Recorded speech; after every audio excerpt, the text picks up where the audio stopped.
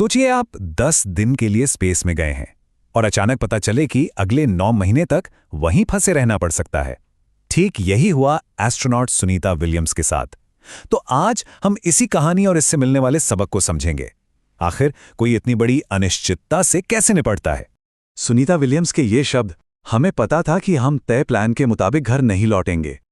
सोचिए उस एक पल में क्या महसूस हुआ होगा जब उन्हें और उनके साथी को ये एहसास हुआ कि अब सब कुछ बदल चुका है। स्पेस के उस खालीपन में ये एहसास किसी को भी अंदर तक हिला सकता है।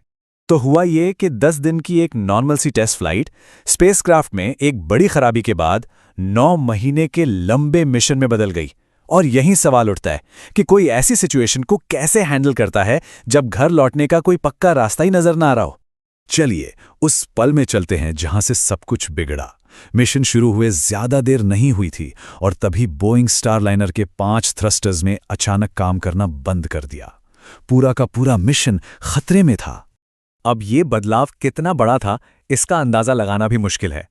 देखिए, प्लान था 10 दिन की एक छोटी सी टेस्ट फ्लाइट का, और ये बन गई लगभग 9 महीने की एक लंबी अनिश्चित यात्रा।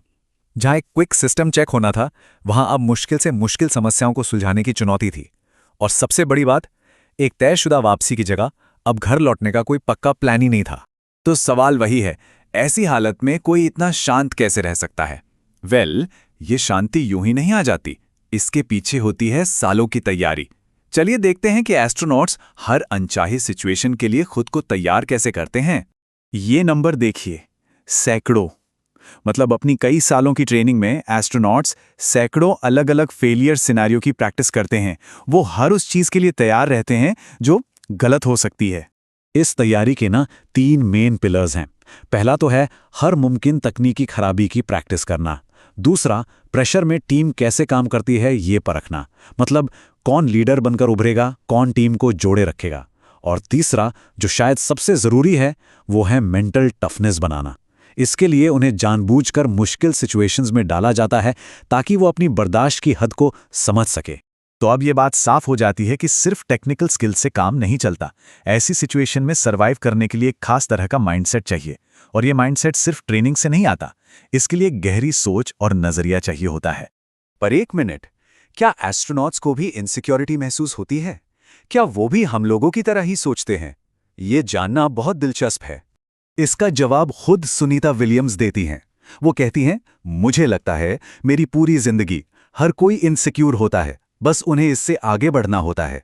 यही तरीका है जिससे आप ज्यादा हासिल कर सकते हैं। मतलब असली कामयाबी इनसिक्योरिटी के न होने में नहीं, बल्कि उसका डटकर सामना करने में है। इसी माइंडसेट का एक बहुत जरूरी हिस्सा है कंपार्टमेंटलाइजेशन। इसका सीधा सा मतलब है किसी बहुत बड़ी डराने वाली प्रॉब्लम को छोटे छोटे मैनेजेबल टुकड़ों में बांट देना और फिर एक एक करके उन्हें सॉल्व करना। जब थ्रस्टर्स फेल हुए तो विलियम्स घबराई नहीं। उन्होंने इसी टेक्निक का इस्तेमाल किया और अपना पूरा फोकस सिर्फ एक चीज पर रखा, अगला कदम, और वो था स्पेस स्टेशन पर सेफली डॉक करना। और ये भी देखिए कि कैसे एक पुरानी ट्रेजेडी भी मोटिवेशन बन सकती है। जब कोलंबिया हादसे में उन्होंने अपनी दोस्त कल्पना चावला को खो दिया, तो उसके बाद स्पेस एक्सप्लोरेशन के लिए सुनीता का इरादा और भी पक्का हो गया। उनका कहना था कि हमें उनकी याद में ये काम जारी रखना ही होगा। चलिए अब थोड़ा स्पेस के ह्यूमन साइड की बात करते हैं, क्योंकि महीनों तक एक हाईटेक मशीन के अंदर बंद रहना कुछ बहुत ही अजीब और हैरान करने वाली हकीकतों को सामने लाता है। कभी सोचा है जीरो ग्रेविटी में रहना असल में कैसा होता है? सवाल सुनने में जितना कूल लगता है ना, इसके जवाब उतने ही अजीब हैं।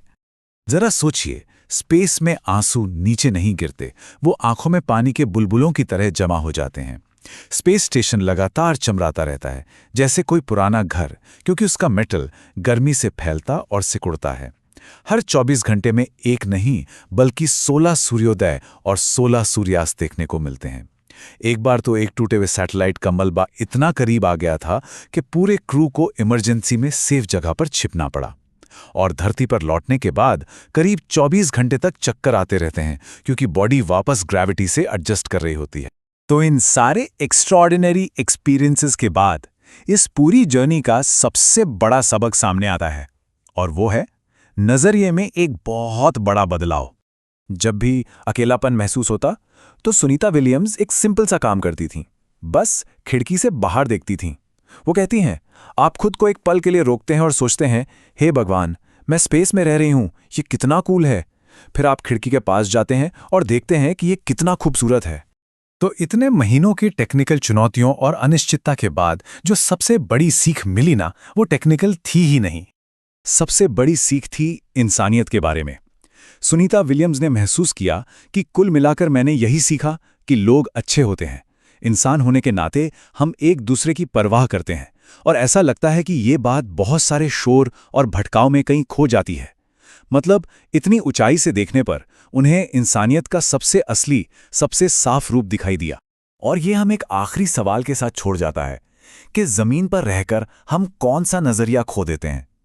शायद कभी-कभी हम सबको भी अपनी दुनिया को एक अलग ऊंचाई से देखने की जरूरत है।